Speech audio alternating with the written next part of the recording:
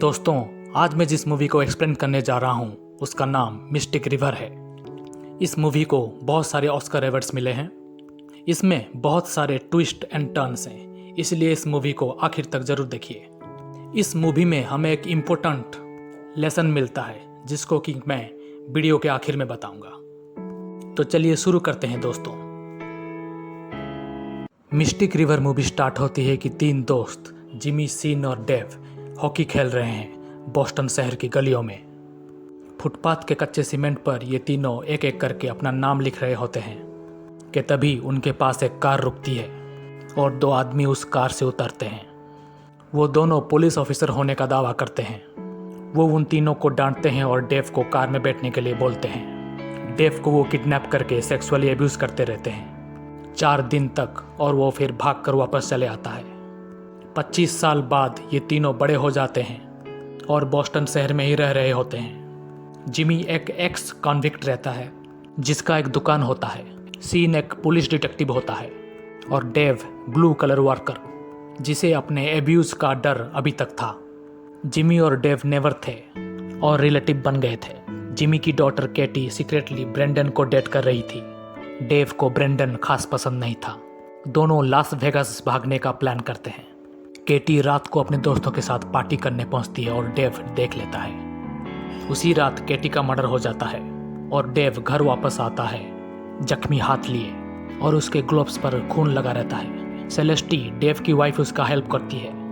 Dave उसे कहता है कि एक चोर से उसकी फाइट हो गई थी इसीलिए उसके हाथ जख्मी हैं। केटी का मर्डर केस सीन इन्वेस्टिगेट करता है। सीन की प्रेग्नेंट वाइफ लॉरेन उसे छोड़ के जा चुकी होती है।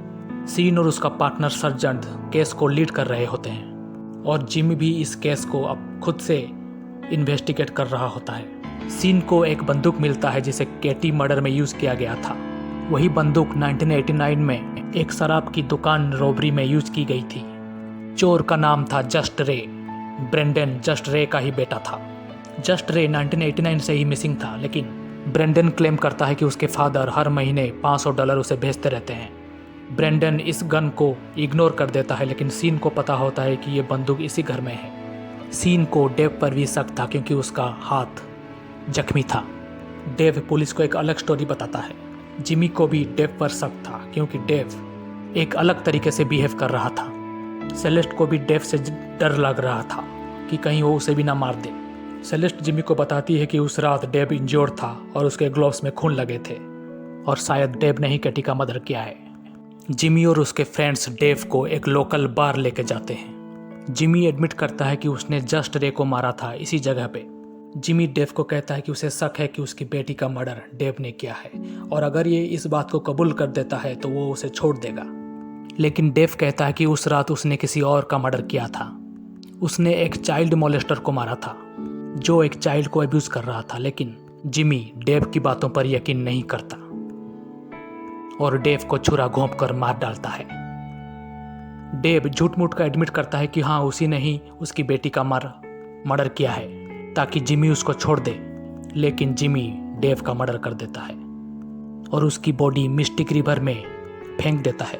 अगले सीन में हमको दिखाया जाता है कि ब्रेंडन का छोटा भाई और उसका दोस्त जॉन ने मिलकर केटी को मारा था और ये बात ब्रेंडन को पता चल जाता है।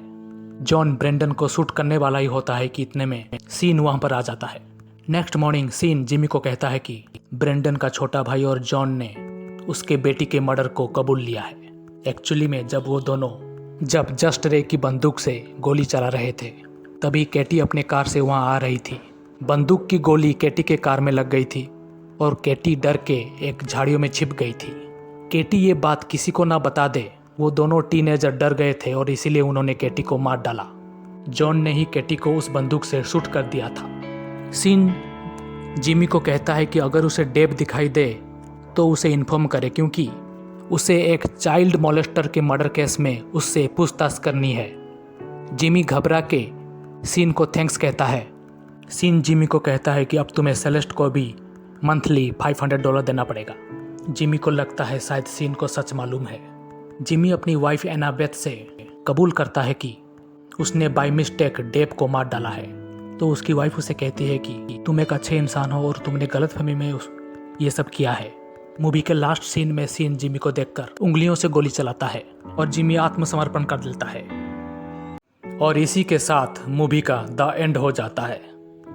इससे हमें ये सीख मिलती है दोस्तों कि एक छोटी सी मिसअंडरस्टैंडिंग से कैसे एक दोस्त ने अपने एक अच्छे दोस्त को अपने ही हाथों से मार डाला। इसीलिए हर काम सोच समझ कर करना चाहिए। Bye bye.